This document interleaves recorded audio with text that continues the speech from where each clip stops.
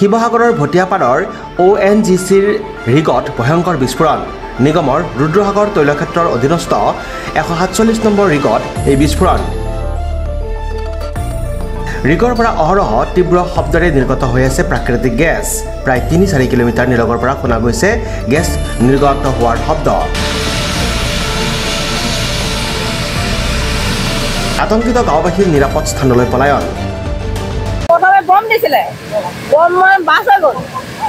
তাৰ বাছ ডাঙৰ অৱস্থা আছিলে গম নাপাওঁ আমি ইমান ডাঙৰ মানে কাণ তাল মাৰি গ'ল ঘৰ গোটেই হেৰি হৈ গ'ল কপি একা এতিয়াও ধোঁৱা তেল হৈ আছে এতিয়া তেল জুই নোমোৱাব মানে মোৰ কাষতে ছাইডতে লাগি আছে ঘৰে হেৰি কাষে এতিয়া কেনেকৈ কি হয় নাজানিম আৰু দেই ঘৰৰ বস্তু মই কাগজ পত্ৰ কেইটামানে উলিয়াই থৈছোঁ এতিয়া ঘৰলৈ যাবলৈও নোৱাৰিছোঁ